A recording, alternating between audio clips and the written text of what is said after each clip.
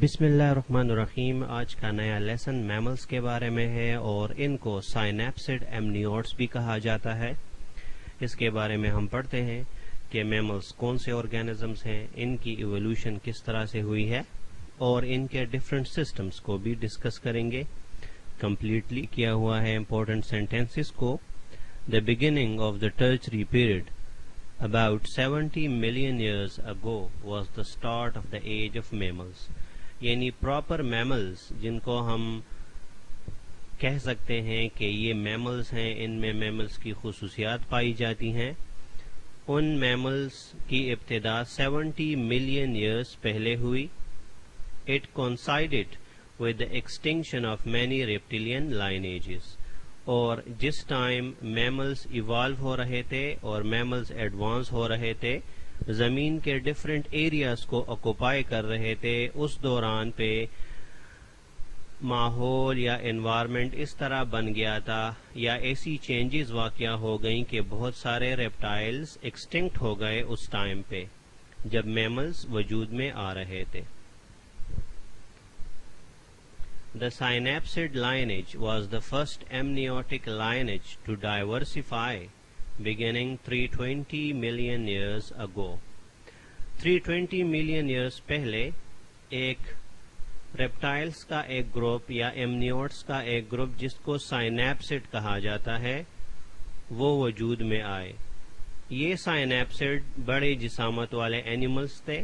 They were the dominant large-bodied animals on the earth for more than 100 million years. Synapsid اس قسم کے ایمنیوٹک animals تھے جو بڑی جسامت رکھنے والے اور ڈومیننٹ زیادہ ایریا کو کور کرنے والے اینیملز تھے اور تقریباً 100 ملین ایئرز تک زمین کے اوپر رہے. لیکن سائنیپسڈ سے میملز تو بنے ہیں, لیکن سائنیپسڈز جو ایمنیوٹک اینیملز تھے وہ میملز سے کچھ لحاظ سے ڈفرینٹ بھی تھے. جس طرح کہ ارلی سائنیپسڈز لیکڈ ہیئر. میملز کی ایک خصوصیت یہ ہوتی ہے کہ ان کے اوپر بال پائے جاتے ہیں جبکہ سائنیپسڈز میں بال موجود نہیں تھے. اور دوسرا فرق یہ ہے, the synapsids were egg-laying animals. They were oviparous.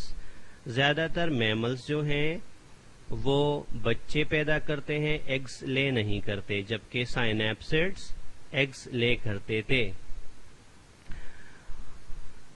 وہ سائنیپسڈز ہربیورس بھی تھے یعنی گھاس کھانے والے, اور پریڈیٹرز بھی تھے گوشت خور بھی, یعنی ان کی ڈائیورسٹی زیادہ تھی.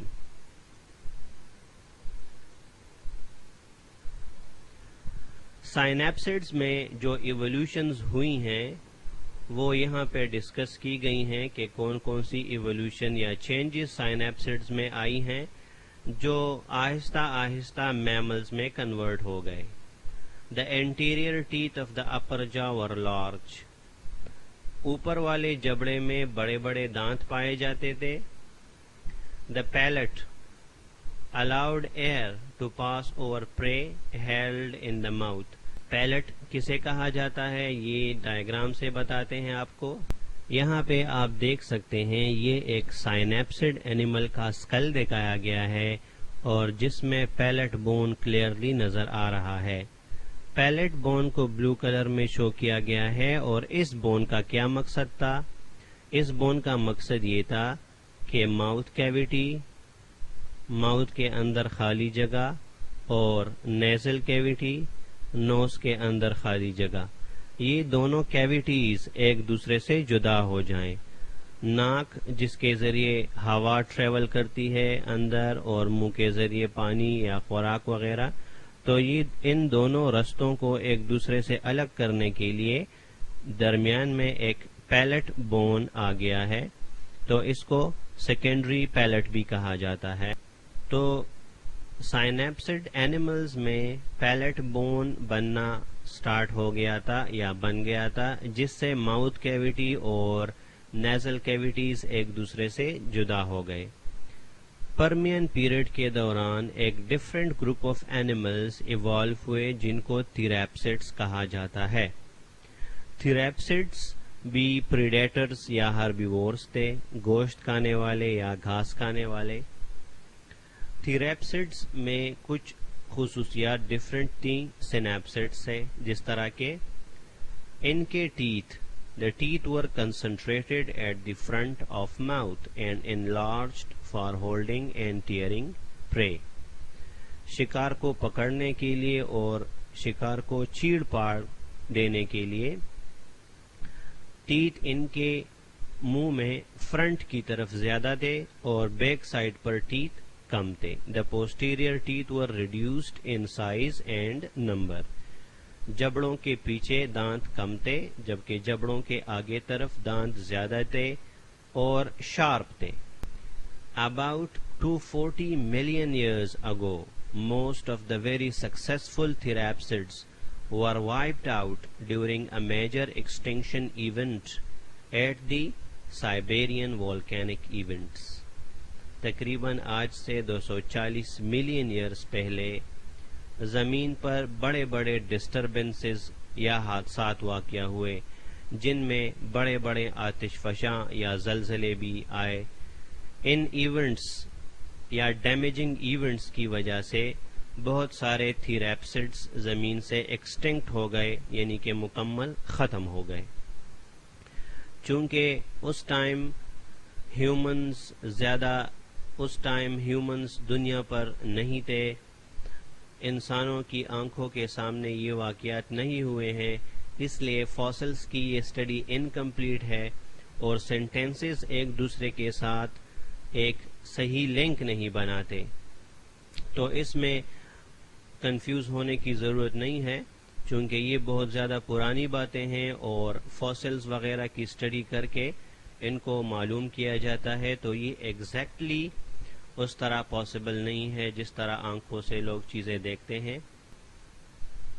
آرکوسورس ڈائناسور کا یا ریپٹائلز میں ایک خاص گروپ ہے جس میں ڈائناسورس، کروکوڈائلز اور برڈز پائے جاتے تھے. اس قسم کے حادثات میں وہ سروائیو کر گئے اور ان کی سروائیول سے ان کو کیا فائدہ ہوا کہ جو ایریاز ریپٹائل سے خالی ہو گئے تو ان ایریاز میں یہ برڈز، کروکوڈائلز یا ڈائناسورس ان ایریاز میں زیادہ آباد ہو گئے اور ڈومیننٹ بن گئے.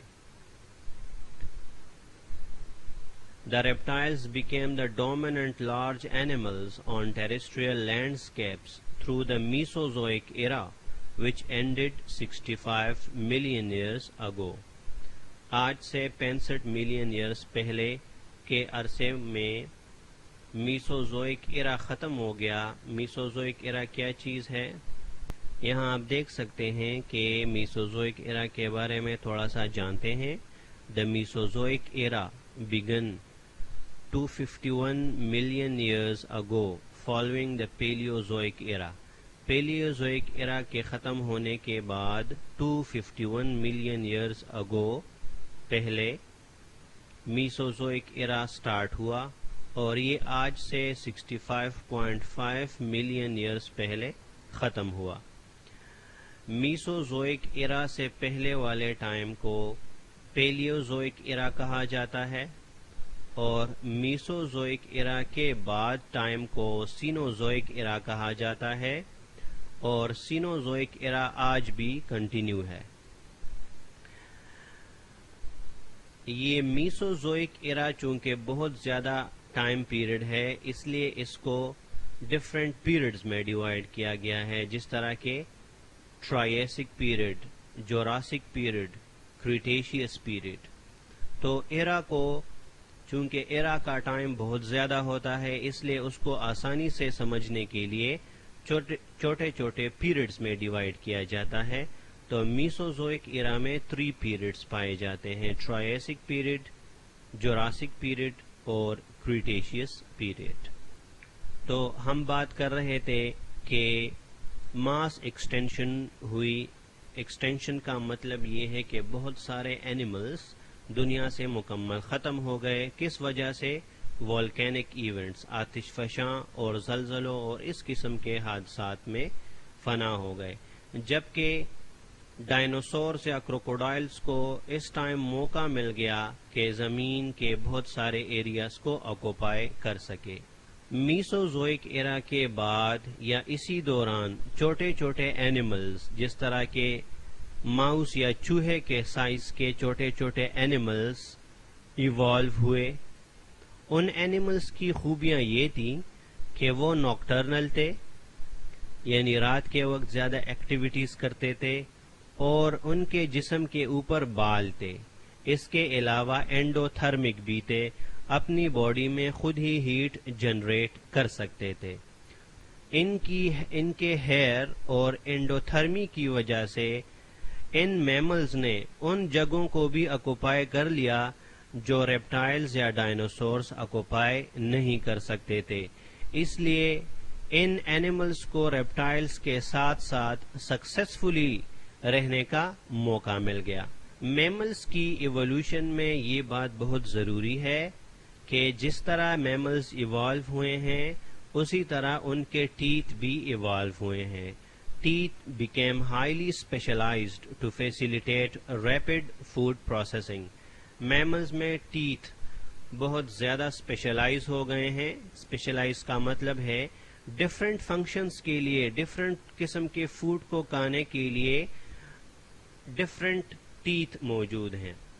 There were changes in the structure of middle ear and regions of the brain devoted to hearing and olfaction. Mammals جب ایوالو ہو رہے تھے تو اس کے ساتھ ساتھ ٹیتھ اسپیشلائز ہو رہے تھے۔ ان کے مڈل ایئر میں ایک کی جگہ 3 بونز آ گئے، اور ان کے برین میں سیریبرل ہیمسفیئرز والی ایریاز یا ویژن اور اسمیل کو ڈیٹیکٹ کرنے والے ایریاز ڈیولپ ہو گئے۔ During the Mesozoic era mammal populations were relatively diverse with 300 genera present, but they were not particularly abundant. میسوزوئک ایرا کے دوران میملز کی پاپولیشن تقریباً 300 اقسام کے میملز موجود تھے، لیکن ان کی آبادی زیادہ نہیں تھی۔ About 65 million years ago, another mass extinction occurred. میسوزوئک ایرا کے اینڈ پر بہت ماس ایکسٹینکشن ہوئی، بہت سارے اینیملز فنا ہو گئے۔ کس وجہ سے؟ probably associated with asteroid impact. بہت بڑا چٹان جس کو ایسٹیرائڈ کہا جاتا ہے، اور یہ چٹان اوپر خلا میں پائے جاتے ہیں۔ سائنٹسٹ کا خیال یہ ہے کہ ایسٹیرائڈز ٹائم ٹو ٹائم زمین کی طرف آتے ہیں اور زمین کے ساتھ ٹکرانے کے بعد بہت بڑی تباہی مچاتے ہیں۔ تو سائنٹسٹ کے مطابق 65 ملین ایئرز پہلے ایک بڑا ایسٹیرائڈ زمین کے ساتھ ٹکرایا اور اس نے اتنی تباہی مچا دی جس میں بہت سارے اینیملز دنیا سے مکمل ایکسٹنکٹ ہو گئے۔